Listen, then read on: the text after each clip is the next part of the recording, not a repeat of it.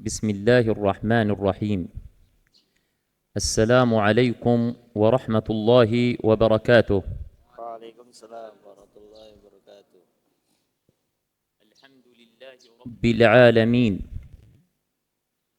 الحمد لله رب الأكوان. المشرق بنوره كل مكان. الموجود بحق قبل الدهور والأزمان. والباقي بحق وكل من عليها فان. الحمد لله الذي أنعم علينا بنعمة الإسلام والإيمان. الحمد لله الذي فرض علينا صيام شهر رمضان وجعله مطهرا لنا من الذنوب والآثام. وأشهد أن لا إله إلا الله وحده لا شريك له الواحد الديان. وأشهد أن محمدًا عبده ورسوله إلى الإنس والجان، خير من صلى وصام وتهجد وقام. فاللهم صل وسلم وبارك عليه وعلى آله وصحبه ومن اقتفى أثره إلى يوم الدين. ثم أما بعد، ينبغي على الإنسان أن يعلم علم اليقين أنه سيحاسب عن الأقوال والأفعال، عن سائر أقواله وعن سائر أفعاله. يقول الحق جل وعلا في كتابه العزيز: ما يلفظ من قول إلا لديه رقيب عتيد. ولذلك نجد أن من أهم الأعضاء في جسد الإنسان وأشدها خطراً وأسرعها أثراً وهلاكاً بصاحبها ألا وهو اللسان. أشد الأعضاء وأكثرها خطراً على الإنسان هو اللسان. Bismillahirrahmanirrahim. Setelah Syekh membuka dengan mukaddimah yang sangat begitu indah ya, dan juga salawat kepada Nabi Sallallahu Alaihi Wasallam,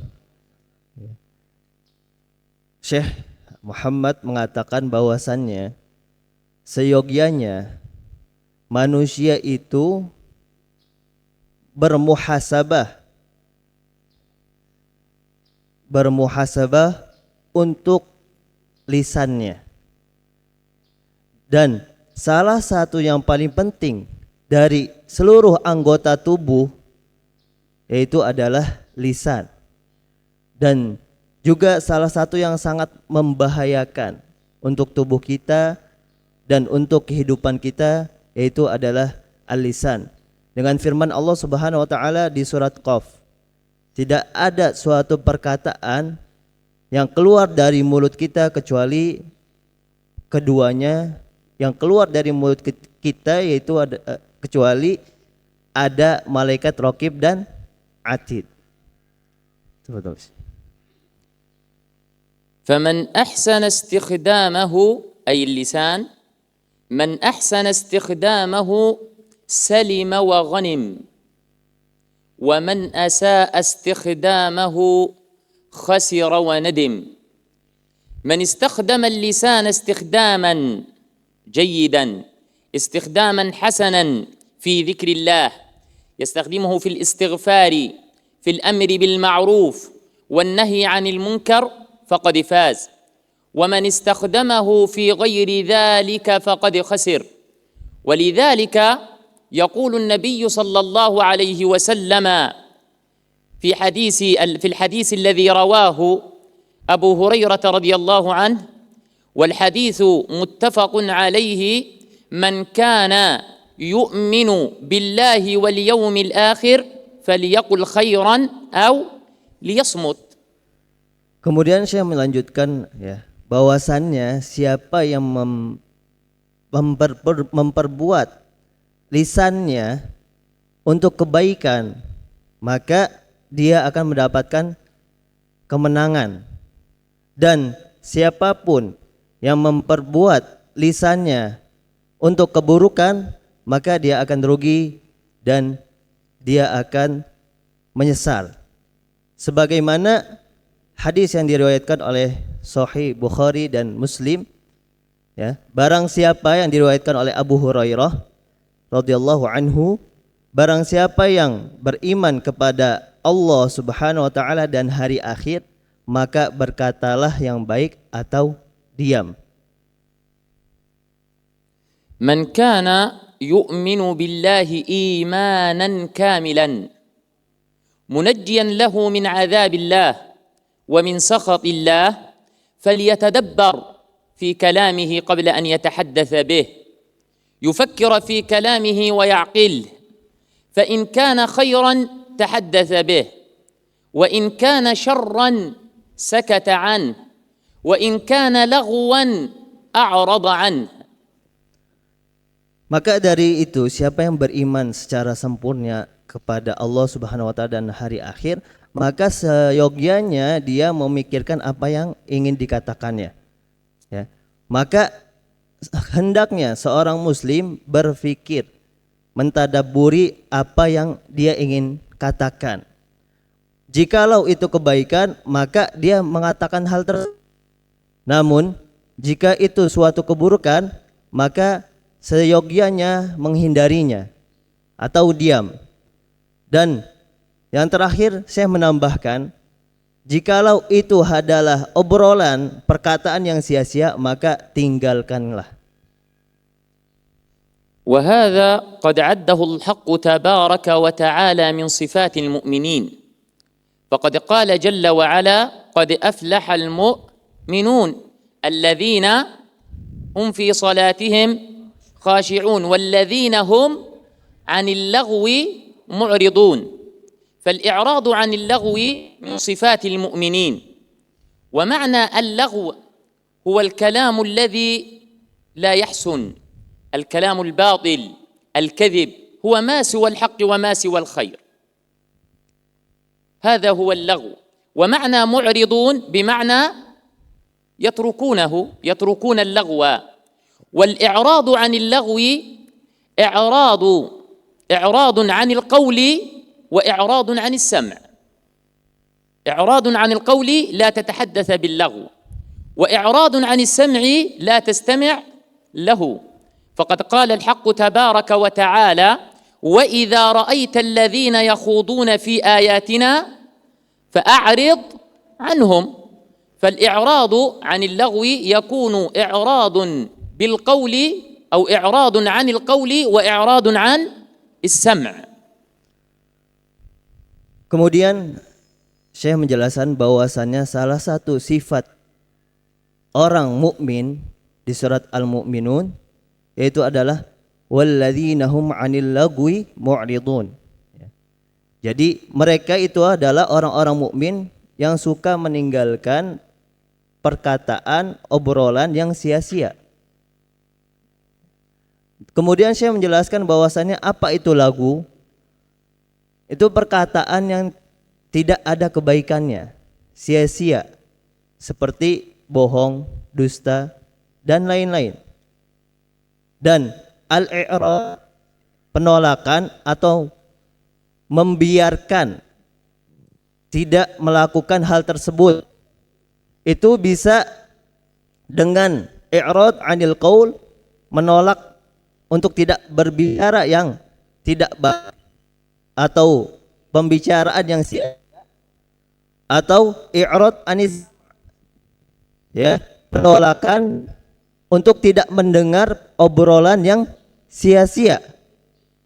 Itulah yang dijelaskan oleh Syekh bahwasannya lagu itu adalah perkataan, obrolan yang sia-sia. Kemudian i'rad, menolak dari perkataan yang sia-sia itu ada dua, ya. Penolakan secara perkataan dan penolakan secara pendengaran. Kemudian saya menjelaskan suatu ayat.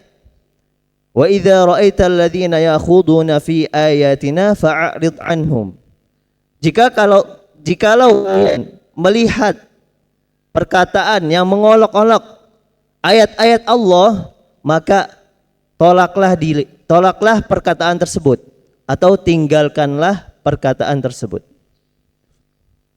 فالإنسان يكون في خير ما أمسك لسانه وتدبر كلامه وعقل حديثه من قبل أن يتحدث به، ويكون في شر وفي خطر وفي هلاك لنفسه ما أطلق للسانه العنان في الغيبة والنميمة والسب والقذف والأمر بالمنكر وغير ذلك. Manusia akan menjadi baik ketika dia mempergunakan lisannya dengan baik. Kebalikannya, manusia akan menjadi buruk ketika dia tidak bisa menjaga lisannya dari hal-hal yang tidak baik seperti ghibah, namimah, kedustaan, dan hal lainnya yang membuat orang tersebut tidak bisa menjaga lisannya. ولذا يقول النبي صلى الله عليه وسلم في حديث أبي هريرة رضي الله عنه، والحديث في صحيح البخاري، أن النبي صلى الله عليه وسلم قال: إنك عبدا لا يتصدق إلى كلمة مكروهة لا يبقي لها تعالى فيرفعه الله بها درجات، وإن العجل لا يتكلم بكلمة من سطة لا يلقي كأمان يهوى بها كيهنا. Kebun Nasir menambahkan perkataan ini dengan suatu hadis yang sangat mulia, yaitu adalah sesungguhnya seorang hamba jikalau berkata dengan suatu kalimat yang dimana hamba tersebut mencari ridha Allah, mencari ridha Allah Subhanahu wa Ta'ala, la yuwi laha bal, yang dimana spontan tidak peduli dengan perkataan tersebut, ya. Jadi spontan untuk mengatakan hal yang baik, maka dia akan mendapatkan surganya Allah. Kebalikannya, apabila seorang hamba mengatakan suatu perkataan, ya, menyebabkan marahnya Allah Subhanahu wa Ta'ala, maka dari situlah perkataan tersebut yang secara spontan membuat murka Allah Subhanahu wa Ta'ala yahwi di hatinya. Itulah yang membawa hamba tersebut untuk masuk ke neraka jahanam. وقد أوصى النبي صلى الله عليه وسلم سيدنا معاذ بن جبل رضي الله عنه بوصية في حديث القوي ذكره بنام الترمذي، ماذا قال ليت أمسك عليك هذا فقال سيدنا بياد وإن تفادونك ما نتكلم ليس مقاصر يا رسول الله الحديث أو من الكلام الذي كلمه. ماذا قال النبي صلى الله عليه وسلم؟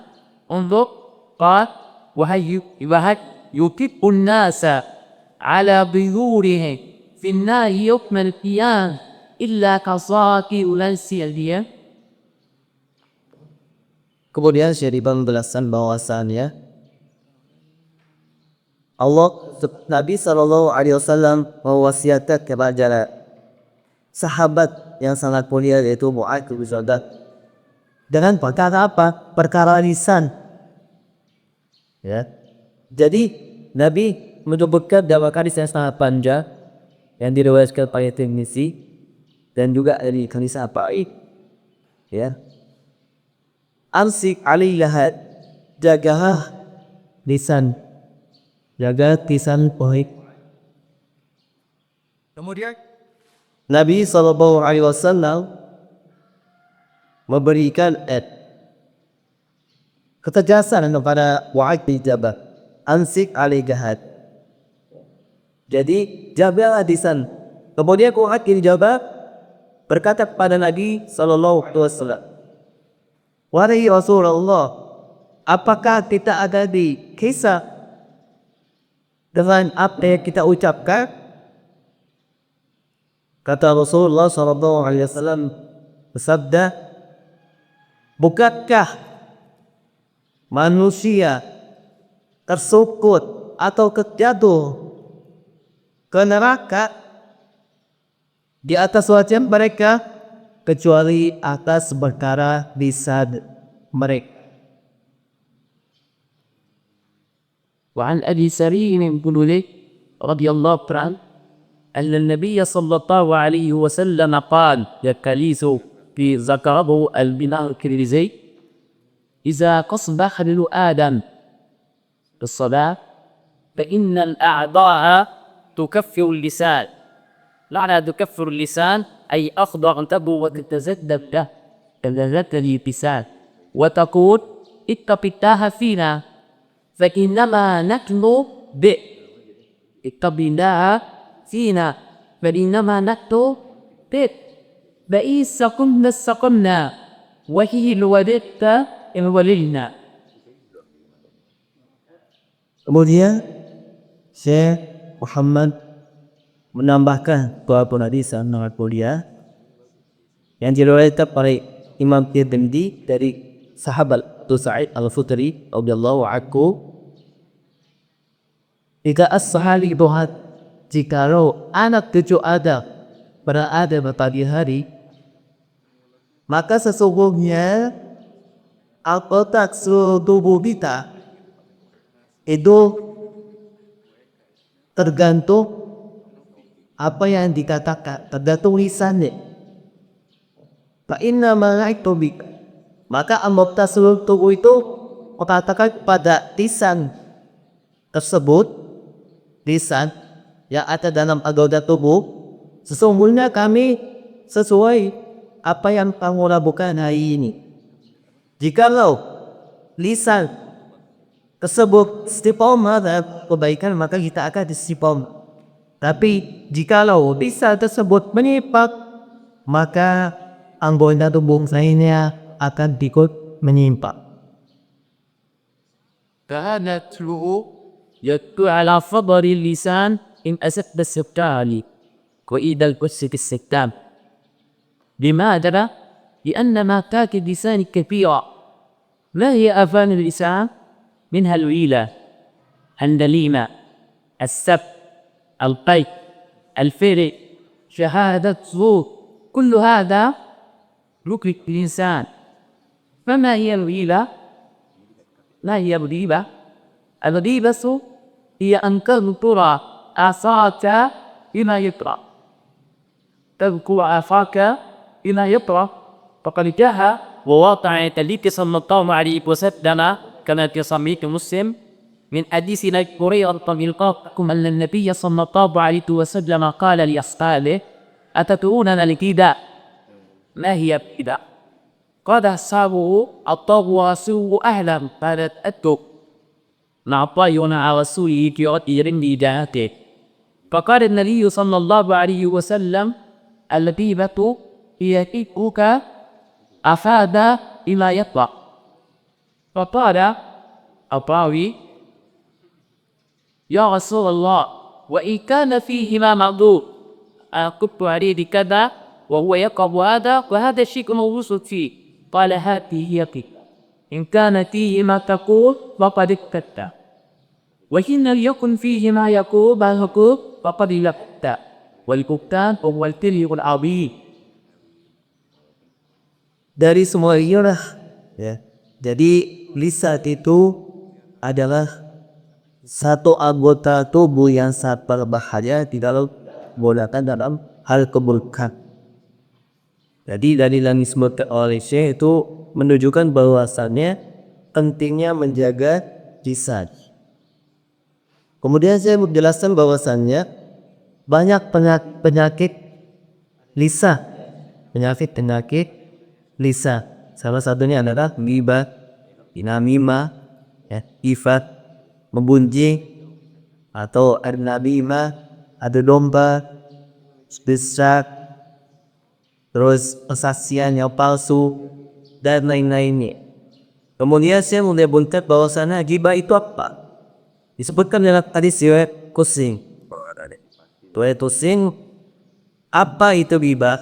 Wahai Rasulullah. Terus Rasulullah SAW menjawab, menyebutkan dikruka atau adimayat, menyebutkan sifat keburukan saudaramu yang tidak dia sukai. Tadi sebelum menyebutkan apa itu ghibah, Nabi SAW bertanya pada sahabat terlebih dahulu. Maka pada sahabat dengan adab yang sangat mulia, Allah wa Rasuluhu a'lam. Allah dan Rasulnya lebih mengetahui. Kemudian Rasulullah SAW menyebutkan bahwasanya ghibah itu adalah dikruka tadi mayaka, menyebutkan sifat keburukan saudaramu dan ia tidak sukai. Kemudian para sahabat mengatakan, wahai Rasulullah, bagaimana jikalau sifat keburukan tersebut betul? Kemudian kata Rasulullah SAW, itulah menyebutkan sifat keburukan saudaranya dan itu betul, maka itulah ghibah. Adapun jikalau menyebutkan sifat keburukan saudaranya dan tidak betul, sesuai fakta, maka itu adalah dusta.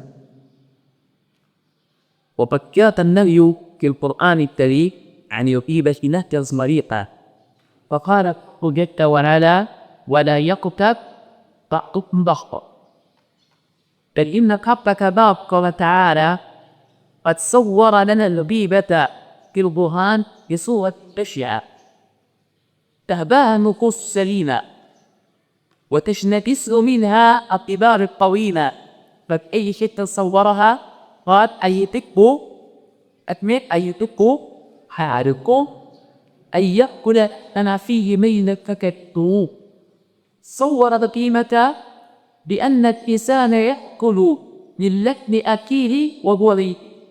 هذه الصورة تأباها النفس السليمة وتحتاها التكرار القديمة.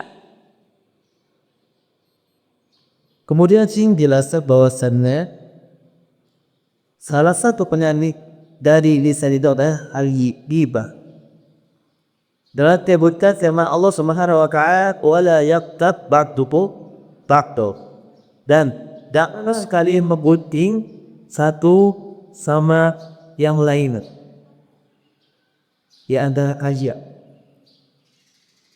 Dan disinilah ayat yang menunjukkan bahwasanya ghibah itu adalah suatu perbuatan yang sangat tercela, digambarkan dengan gambarannya paling buruk, yaitu dasar memangkat lahma asiki maita dari saudaranya yang sudah menjadi mayit. Bagaimana kita bayangkan bahwasanya kita memakan dari saudara kita, itu adalah suatu gambar yang sangat tercela dan buruk yang Allah kabarkan di dalam ayat di Al-Qur'annya. ولتعفات لسان أيضا النميمة. فما هي النميمة؟ النميمة هي أن تنقل كلام عفيف إلى غيره بغرض وبزي الإنسان ليلهما.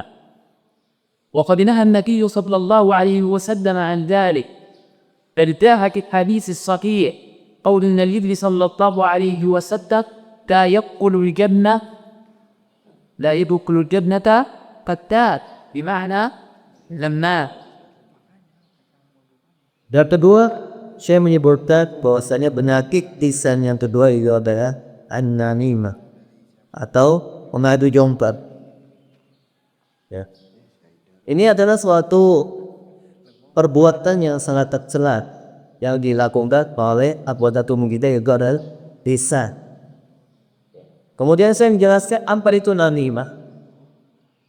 Namimah itu ada apa itu tangpulu kalau mengadika melepat atau mengabarkan memindahkan perkataan saudaramu kepada orang lain untuk niat itsa kerusakan atau perkusunan di antara kesaudaraan tersebut. Jadi melempar perkataan saudaramu ke orang lain untuk niat merusak hubungan saudara tersebut. Kemudian diriwayatkan dengan hadis yang sahih, tidaklah ya Nabi SAW bersabda, la yadkhulul jannah qattar, tidaklah seseorang masuk surga itu adalah orang yang suka mengambil dosa. Qattar itu adalah orang yang suka mengambil dosa.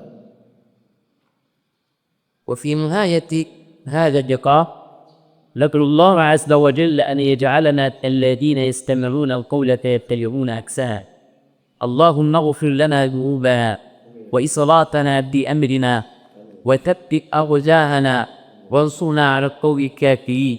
اللهم احفظ لنا ألسنتنا يا رب العالمين. اللهم تقبل صيامنا وقيامنا وركوعنا وسجودنا يا رب العالمين. اللهم نعتق رقابنا ورقاب آبائنا من النار يا رب العالمين. اللهم اجعل جمعنا هذا جمعا مرحوما وتفرقنا لله تفرقا معصوما ولا تجعل فينا ولا تونا ولا بينا شقيا ولا مقسوما ولا دعواهم الحمد لله رب العالمين والصلاة والسلام على أشرف المرسلين والسلام عليكم ورحمة الله وبركاته. Waalaikumsalam warahmatullahi wabarakatuh.